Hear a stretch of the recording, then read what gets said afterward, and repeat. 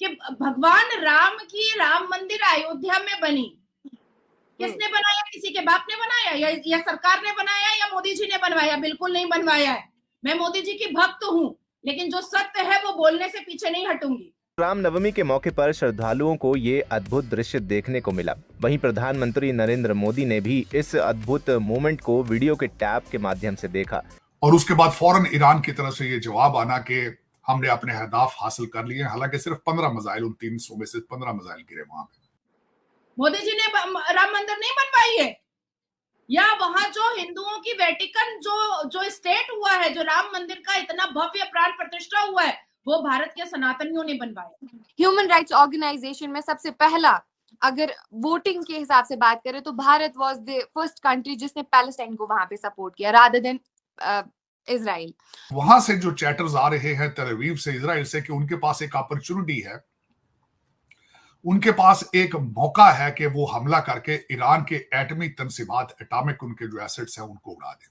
मान लो, ह्यूमैनिटी मान लो, इंसान बन जाओ, शिक्षित हो जाओ। मेरे लिए भी बुरा मुसलमान मर्दों को, लौंडों को, लफंदरों को, लुंगी वालों को, ठरके आजम को, जाइले आजम को इसलिए लगता है क्योंकि नाजिया ये चाहती है कि कुरान का पहला वर्ड इकरा मान लो। हम आपके घर जाएंगे तो आप क्या देंगे, आप हमारे घर आएंगे तो क्या लेकर आएंगे।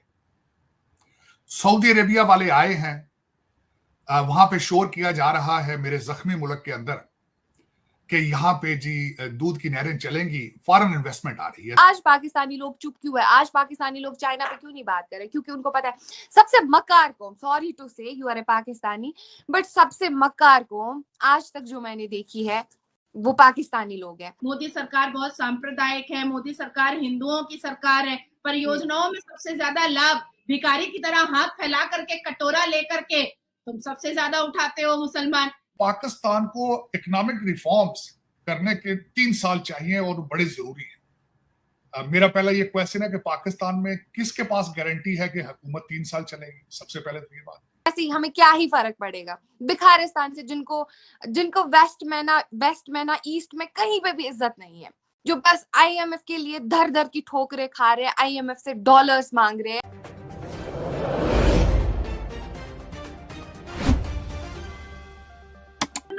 पैंट खोल करके बलात्कार करना, अल्लाह अकबर के नारे पर औरतों के कपड़े उतारना, मंदिरों पर पत्थर फेंकना, शोभा यात्रा को ना होने देना, किसी के धर्म को गालियां देना, किसी के धर्म को मलाइन करना, किसी के धर्म को डिफेम करना, किसी के भगवान पर अभद्र टिप्पणियां करना, ये मुसलमानों ने कहां से सीख लिया है? कहां से? अल कुरान से सीख लिया है। धर्मों के आधार पर बंटवारा तो मुसलमानों ने ही कराया। हालांकि आजादी में तो सारे धर्म वाले साथ में थे, पर उनमें से तो किसी ने बंटवारा नहीं किया। जैन ने तो नहीं बोला कि भाई मुझे एक अलग से जैन का जैंगिस्तान दे दो। हिंदुओं ने तो नहीं बोला कि मुझे हिंगिस्तान दे दो। सिखों ने तो नहीं बोला कि मुझे सिखिस्तान दे दो। लेकिन मुसलमानों ने बोला कि मुझे पाकिस्तान दे दो। मुसलमानों ने बोला कि मुझे बांग्लादेश दे दो। और अभी असदुद्दीन अवैसी भी बोल रहा है। देखो शैला, लोग ये सोचते हैं कि नाजिया मंदिर क्यों जाती है। आस्था है, विश्वास है, इज्जत है, मान है, मर्यादा है। दरवाजा खुलवाना नहीं पड़ता है, पुलिस डिपार्टमेंट को चिट्ठियां नहीं भेजनी पड़ती हैं, रिक्वेस्ट नहीं करना पड़ता है, इल्तिजा नहीं करनी पड़ती है, पैर नहीं पकड़ना पड़ता है, नाक नहीं रगड़ना पड़ता है कि प्लीज मुझे मंदिर जाने दो। नहीं, ये मस्जिद में करना पड़ता है मुझे। एक मुसलमान बेटी मस्जिद नहीं जा सकती, लेकिन देखो ईद के दिन ममता बनर्जी चली गई और उसने भड़काऊ भाषण भी दे डाला, लेकिन मुसलमान बेटी को इमाम साहब ने मस्जिद नहीं बुलाया, क्योंकि इमाम साहब को लगा कि नाजिया से तो चवन्नी का फायदा नहीं होने वाला है। तो आपके जितने भी जर्नलिस्ट है, जिनका आई थिंक मुझे लगता है कि घर जो है भारत की आई थिंक मोदी भक्ति करके चल रहा है, तो उनको मैं ये बोलना चाहूंगी, जितने भी पाकिस्तान के वो सड़क छाप मुल्ला मौलवी है, जितने भी पाकिस्तान से बहुत सारे आपके जर्नलिस्ट है, बहुत सारे आपके पॉलिटिशियंस है, बार बार जब राम मंदिर की बात आती है, जब बाबरी मस्जिद की बात आती है, तो हर बारी कश्मीर, हर बारी भारत को, हर बारी इंडिया को टारगेट किया जाता है, जो कि उनके जो इल्जामात होते हैं ना वो बेबुनियाद साबित होते हैं। हमारे वर्ल्ड लेवल की ऑर्गेनाइजेशंस है, ह्यूमैनिटेरियन ऑर्गेनाइजेशंस है, उन पे पट्टी नहीं बंधी है। तो जाहिर सी बात है जो Pakistan, I would like to say कि बिखारिस्तान, मुझे पाकिस्तान की मीनिंग की समझ पहले नहीं आती। पाकिस्तान वो लोग बोलते कि पाक सरजमीन, लेकिन उनको अपना कल्चर, उनको अपना इतिहास, उनको अपना जो उन्होंने लिया है ना वो कल्चर, उनको उसकी रिस्पेक्ट नहीं है। बात हमेशा भारत पे होती है, बात हमेशा इंडिया पे होती है कि इंडिया ने ऐसा किया, इंडिया ने वैसा किया। आपने हाल ही में वो इंसिडेंट देखा जब चाइना में कितनी मस्जिद को शहीद किया गया, कितने कुरान वहां पे शहीद किए गए, कितने मुसलमानों के घर उजाड़े गए, कितने बॉम्ब ब्लास्ट हुए, कितने मुसलमानों को वहां पे ह्यूमिलेट किया गया। तब आई थिंक पाकिस्तान का खर्चा पानी, पाकिस्तान को IMF से डॉलर्स तो चाहिए ही होते थे। तो आई थिंक पाकिस्तान तब भारत के बारे में तो बोलता है, क्योंकि भारत कुछ भी करे उनको कश्मीर के रिसोर्सेज चाहिए। कश्मीर का बहुत बड़ा मसला मुद्दा बनाया कि बस ये डिस्प्यूटेड टेरिटरी है, वो है, ये है कश्मीर वगैरह। कश्मीरी चाहते क्या है, व्हाट कश्मीरीज वांट। तो अब जब बात आ जाती है चाइना की, तो आपके जर्नलिस्ट से मैं पूछना चाहूंगी, भारतीय कश्मीर से मैं पूछना चाहूंगी आपके जर्नलिस्ट से कि आपके वो जो सेंटिमेंट्स होते हैं ना, वो जो इमोशनल अत्याचार आप अपनी पब्लिक पे, अपनी अवाम पे, वो इलॉजिकल नॉलेज, वो आपको क्या है, अनएजुकेटेड इलिटरेट जो अवाम आपकी वहां पे बैठी है, जो हम आपके घर जाएंगे तो आप क्या देंगे, आप हमारे घर आएंगे तो क्या लेकर आएंगे।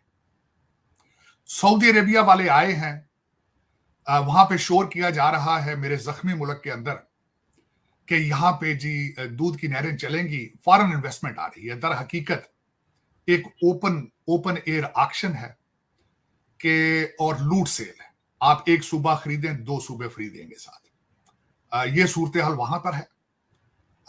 मेरे जो फॉरेन मिनिस्टर हैं डार साहब, उन्होंने स्टेटमेंट दी है कि मैंने अपनी जिंदगी में इतना बड़ा डेलीगेशन नहीं देखा।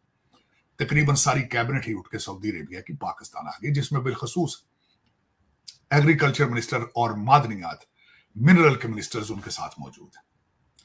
अब एग्रीकल्चर का क्या मजाक है कि कंट्री जो खुद जिसकी पहचान एग्रीकल्चर कंट्री है, वहां पे बाहर के लोग आ रहे हैं कि हम यहां पे एग्रीकल्चर किस तरह करेंगे। शायद उन्हें यह पता नहीं है कि यहाँ के लोग एग्रीकल्चर के साथ क्या करते हैं। पहले अपनी चीनी को एक्सपोर्ट करते हैं, फिर उसी चीनी को इंपोर्ट करते हैं कागजों में। चीनी गोदामों में पड़ी रहती है। शायद उन्हें यह नहीं पता यहाँ पे एग्रीकल्चर का माफिया कितना स्ट्रॉन्ग है। सिंध की सारी शुगर मिलें जरदारी साहब की हैं। पंजाब की सारी ज्यादा मियां साहब के दोस्त हैं, या मियां साहब की अपनी है, या उनकी पार्टी के लोगों के एक माफिया है, जिसको मुर्शद पाक भी आए थे तो चीनी का बहुत बड़ा स्कैंडल था। शायद अरबियों को इस चीज का इनका नॉलेज नहीं है। देखें क्या करते हैं वो। दूसरे हमारे भाईजान जो फाइनेंस मिनिस्टर हैं, वो वॉशिंगटन DC के अंदर हैं। कल ब्लूमबर्ग के ऊपर उनका एक बड़ा अच्छा आर्टिकल छपा, तो उन्होंने कहा